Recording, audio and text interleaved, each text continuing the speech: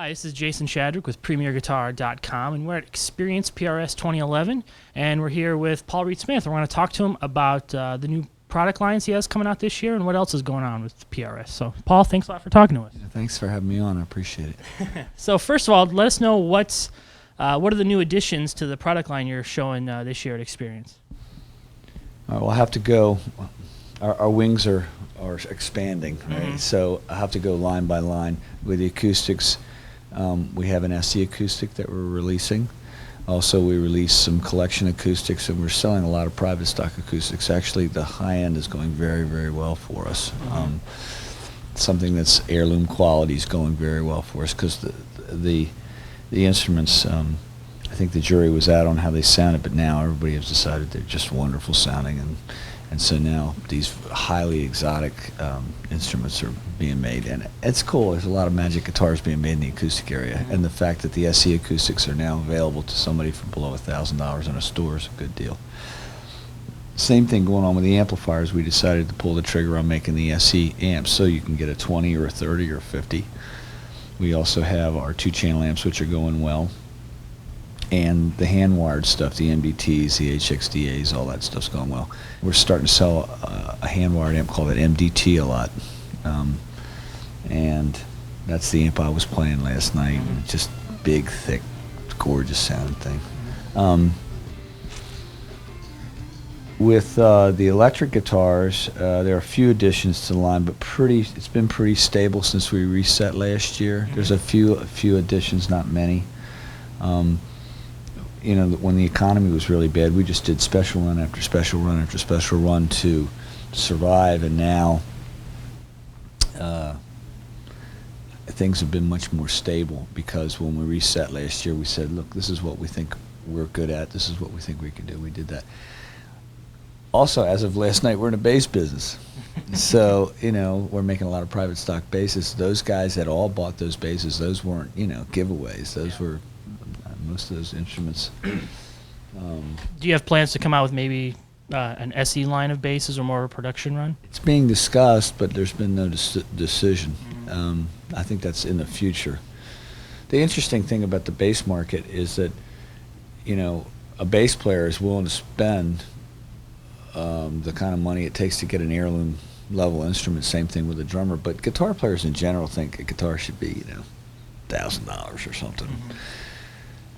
But the guitar is the violin of our time, you know.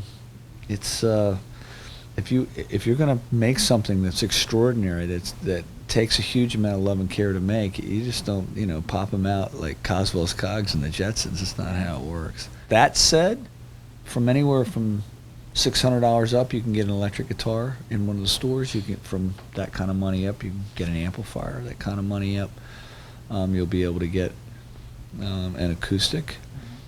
So we're trying to do that whole end of it. We're not in the $150 guitar range. It's hard to make something that actually works, or even buy the parts for that kind of money. I don't know how people do that. So when I was a kid, the Sears catalog was a big deal in my house, right? So I'm 55, and I guess I was, I don't know, 14 years old, right around 1970, I guess, something like that. They had these Tisco guitars in there, and I realized, well, you still had to finish it, you still had to fret it, you still had to glue, you know, put the neck on, you still had to make the pickups, you still had to wire it, you still had to put the tuning pegs on, all the same things. I was like, well, it's not that much more work to do it really well, right? Although, you know, green sunburst guitars were something that, you know, were almost a joke at the time. We make green sunburst private stocks now. It's not a joke anymore, right? So, I don't know. It just seems to me that if you're going to get a guitar, you might as well get something that you really, really like, because in a way, they're almost mood adjusters. I don't see anybody on a couch playing a guitar in a bad mood. Yeah, right. And speaking of the event, this is the 5th year of the event. So when you first envisioned kind of this type of event where all these, you know, PRS fans can gather at the home base, now you're 5 years in. Is this kind of what you envisioned, or is there another? How do you see it going from here in the next 5 years? I have no idea about the second question you asked. What will happen? And I didn't know it would be what it was. I didn't know that I was going to get to see a version of Cactus play, which happened a couple of years ago. Which was the American Led Zeppelin. I didn't know. Last night we get to see, kind of a version of Mother's Finest play last night. I didn't think that was going to happen. I have seen some musical experiences watching Bernie Marsden sing his hit last night, and then talk about the movie that was coming out. That was extraordinary. Ricky Skaggs playing mandolin at our play. I didn't think that was going to happen. I didn't think that 2,600 people would tailgate an event. I didn't think other manufacturers were going to start a competitive event to ours, and we were being competitive to our own idea. I mean, as the manufacturers start to do their individual trade shows, you're going to have choices about which ones you go to and which ones you don't. I didn't think that was going to be the deal. I didn't think a lot of it. The one thing I do like is that, and I hoped would happen, I hoped that the press would come and cover the event. I never thought for a second everybody do it every year. I thought that they would maybe skip years or something. It's like getting in a raft and going down to Colorado. You can kind of predict how it's going to go, but you don't really know. I mean, you just don't know. I played with Robert. I didn't know who he was. He didn't know who I was. I played with him at an event in D.C. called the Oyster Roast Feast or something. And he schooled me. I'm like, I couldn't believe what he did. And who are you? He's looking at me, who are you, right? It turns out he played with Percy Sledge from 64 to 70 and James Brown's band from 70 to 72. And he's a part of our musical heritage, in a way, some of the forgotten older guys that play in a way that you just don't hear anymore. We brought him here, and I realized that nobody had ever given him a guitar all those years, right? And we righted a wrong, and there wasn't a dry in the house. I mean, when they gave it to him, it was originally given to him in the artist rehearsal area, and all the artists lost it. I'm not sure that happened in the crowd, but asking him him asking me to sign it and stuff, it was just, he's part of our heritage. I never heard of him before, but I'd heard the records that he played on. And one seminar you had with Tom Wheeler yesterday was the why, not how. Yeah, right. So, and you discussed these 21 rules of tone. Can you? I don't, not going into too much detail, but just give us an idea about what you guys talked about there. There was this document written 10 years ago called the 21 Rules of Tone, and it predicted if you followed these rules, you'd have a magic guitar. That document will not see the light of day. I'll probably burn it. I'll probably burn it when in my will, burn them all. We started to experiment with following the rules, and absolutely it worked. It flat out worked. It just worked. I'll give you an example, a really grossly exaggerated version. If one of the rules said don't put a rubber nut on the guitar, that would make sense to you, right? Okay, all right, that's exaggerated. Yeah. But there's 21 rules, and talks about how to deal with the woods and the electronics and the pickups and God knows how many other things. But it also applies to any musical instrument. It's not just, the rules apply to saxophones, pianos, you name it. And Tom helped me write the rules, and then we started to apply them. It took us a decade to do it.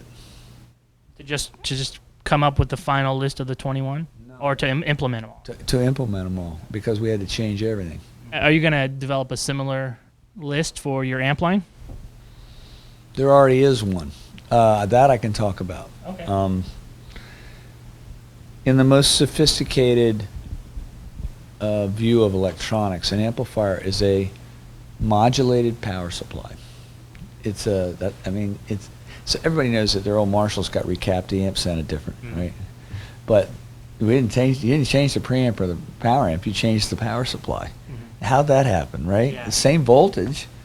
It was the same exact voltage coming down the rail, but it sounded completely different. And so that's a big part of the art. Having some sort of beautiful balance between the bass, mid-range, and treble is part of the art. That you can back your volume down and have it clean up, that's part of the art. I don't think I saw one artist struggle with their amp last night. Not for 1 second. I'm just like, done, go. I mean, usually that's a half an hour event. Yeah. Right? Yeah. And they're going, go. I mean, happy. Even if you take 5 capacitors of the same value but different brands and different ways they make. It changed. All the signal goes through this coil of, you know, aluminum, and whether it be polypropylene or polystyrene or whatever, or oil or whatever, it makes a difference. The whole signal's going through this part. Same thing with resistors. So we've listened to every single part and every different kind and decided which are the right ones. Alexander Dumble sat down with me once and he said, you got to listen to everything. You can't just do it and think it's going to work. That's not the way it is, you know?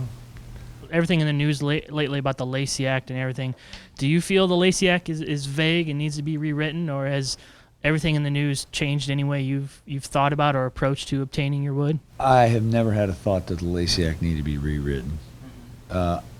We have the best compliance. If we don't have the best, we have equivalent to the best compliance program in our entire industry.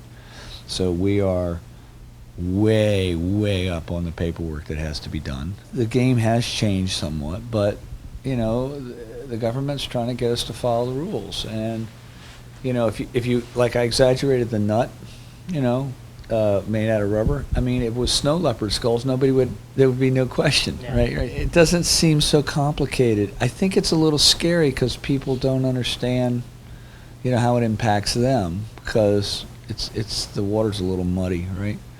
But I wouldn't worry about it. If you're buying something for us, I can tell you our compliance program with the government is second to none. Cool, Paul. Well, thanks a lot for taking the time to talk to us. This is Jason Shadrick with PremierGuitar.com.